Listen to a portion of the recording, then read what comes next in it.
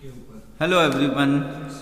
आज हम लोग बच्चों को लेके बात करेंगे। कोविड-19 एंड किड्स, कोरोना वायरस किस तरह से बच्चों को इफेक्ट कर सकता है, कैसे हम लोग जो हैं क्या सावधानियां बरतें कि उन बच्चों को बचाया जा सके, क्या क्या लक्षण होते हैं बच्चों में अगर उनको कोरोना वायरस हो जाए, क्या क्या सिम्टम्स होते हैं, क्या क्या डेंजर साइंस हैं, क्या क्या घबराने वाली बात है कि कब हम डॉक्टर के पास लेके भाग जाएं बच्चों को लेके, और कैसे बच्चों की इससे सुरक्षा रखें, कोई उनको कोरोना वायरस नहीं होए।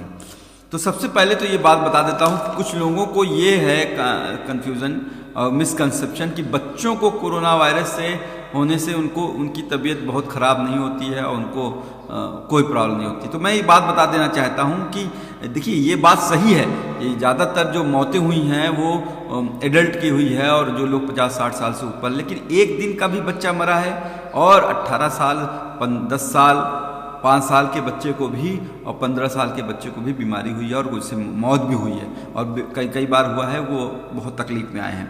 तो क्या क्या साइन और क्या क्या लक्षण हैं, पहले उस पर आते हैं। तो बच्चों में जो छोटे बच्चे जो न्यू बॉर्न रहेंगे, 6 महीने से नीचे रहेंगे, वो बहुत बच्चे जो हैं जब उनको कोरोना वायरस का इन्फेक्शन हो जाएगा, वो चाहे तो अगर माँ को हुआ हो उसकी सांस से लगा हो या किसी ने गोद वगैरह लिया उसकी वजह से हुआ हो, तो वो बच्चा बहुत चिड़चिड़ाएगा, दूध पीना छोड़ देगा, सुस्त रहेगा, कम सोएगा और बहुत रोएगा, चिड़चिड़ा रहेगा बच्चा, चुप नहीं रहेगा, गोदी में खिलाते रहो चुप ही नहीं हो रहा है, दूध भी नहीं पी रहा है, पेशाब कम करने लगा है, हल्का बुखार कम होता है उनको, सांस में उनको तकलीफ हो सकती है।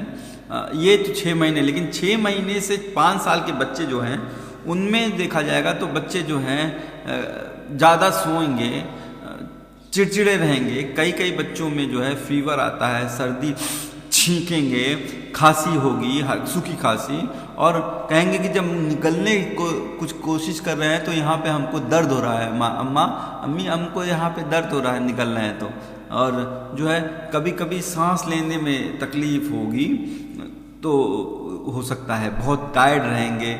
बड़े बच्चे रहेंगे 5 साल से 16 साल तक के 18 साल तक के जो बच्चे रहेंगे उनमें जो है वो खाना छोड़ देंगे, उनको खांसी होगी, सूखी सर्दी होगी, बुखार तेज़ हो सकता है, उनके पैर में मसल्स पेन होंगे, कहेंगे पैर दबा दीजिए, सर दबा दीजिए, हेडेक बहुत तेज़ हो रहा है, नाक में सूंघने में तकलीफ हो रही है, मतलब उनको कुछ सूंघने में डिफ़िकल्टी हो रही है, टेस्ट नहीं पता लग रहा, खट्टा और मीठा जो है वो डिफ्रेंशिएट नहीं कर पा रहे हैं।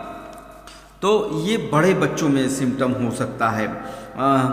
इसके अलावा जो है किसी भी बच्चे के ग्रुप में जो है उल्टी और दस्त, ये भी एक सिम्टम है कोरोना वायरस के। ये बुखार भी ना हो, सर्दी भी ना हो, सिर्फ दस्त और उल्टी हो रहा हो तो हो सकता हो कोविड-19। पेट दर्द हो रहा हो, बच्चा पेट पकड़ के रोने लगे, समझे, तो ये भी कोविड-19 के लक्षण हो सकते हैं। तो एक डिजीज़ होती है बच्चों में जिसको अभी एक बड़ा नाम दिया गया है, multi system inflammatory syndrome in children, MSCI जो है, जिसको MIS-C, जिसको जो है ये इसमें स्किन पर रैश हो जाती है, आंखें लाल हो जाती हैं, मसल्स में पेन होती हैं, यानी कि पैरों में तकलीफ होगी, मुंह और हाथ मतलब लिप्स फूल जाएंगे, हाथ फूल जाएगा, पैर फूल जाएगा। तो ये multi system inflammatory disease syndrome जो है, इसका अभी कोई इलाज नहीं है और कई महीनों तक ये रह सकता है, कहते हैं 6 से 12 हफ्ते तो तक रह सकता है। तो ये सिस्टम में रह सकता है। तो क्या करें, जो वार्निंग साइंस क्या है, वार्निंग साइंस में बहुत तेज़ बुखार हो, तो अगर बुखार मान लीजिए आपका उतर ही नहीं रहा हो, बहुत तेज़ बुखार आ रहा है, 102 103 बुखार पहुंच जा रहा है, तो फ़ौरन डॉक्टर से कंसल्ट कीजिए।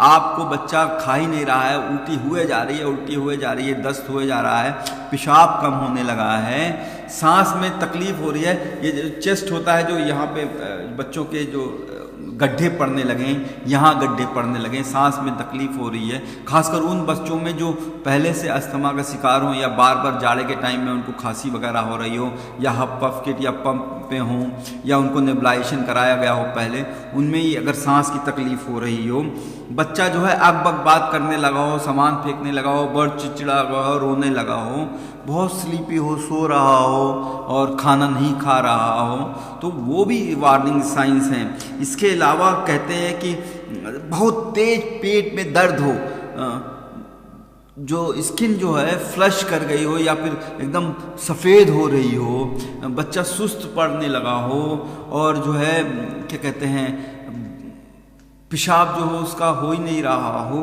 तो ये सारे वार्निंग साइंस हैं। तो आपको फ़ौरन जो है डॉक्टर से कंसल्ट करना चाहिए। अच्छा, डॉक्टर से कैसे कंसल्ट करें?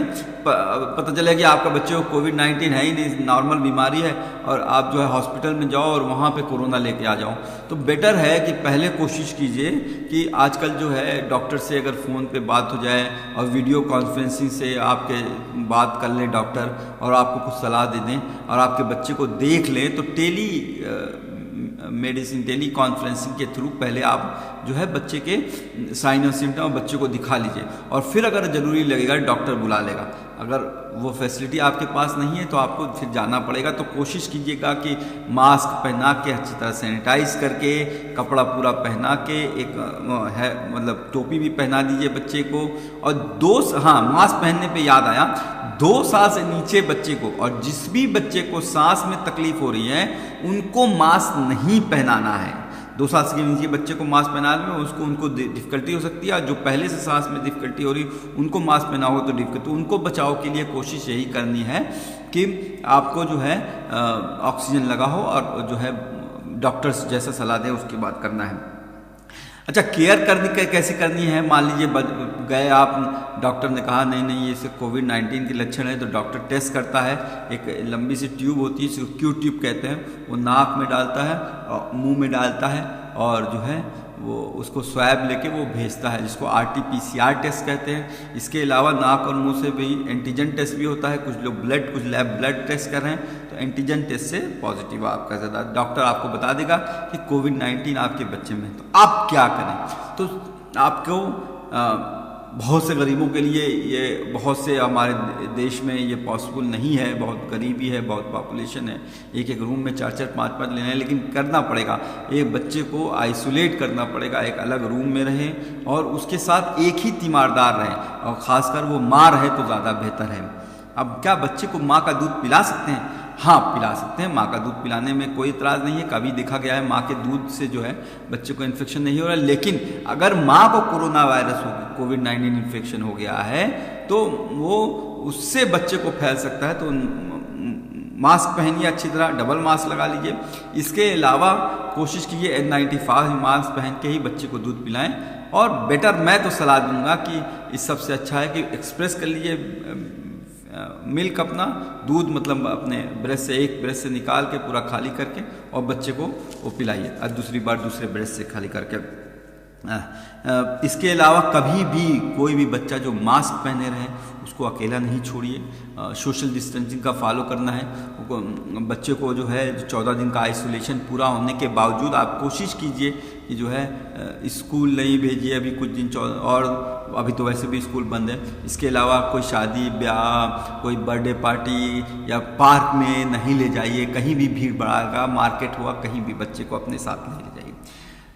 बच्चों के टॉयज़ हुए उसको अच्छी तरह सैनिटाइज कीजिए। मोबाइल फ़ोन हुआ, रिमोट कंट्रोल घर का हुआ, AC रिमोट हुआ, या अभी घर के जो नॉब्स होते हैं दरवाज़ा खोलने का वो हुआ, प्लेट हुआ जिसमें आप खाना खिला रहे हो, वो सब अच्छी तरह से साफ़ होनी चाहिए और इन सबको भी सैनिटाइज आपको करना है। क्या डॉक्टर के पास अभी हमारे पास क्या है इलाज है?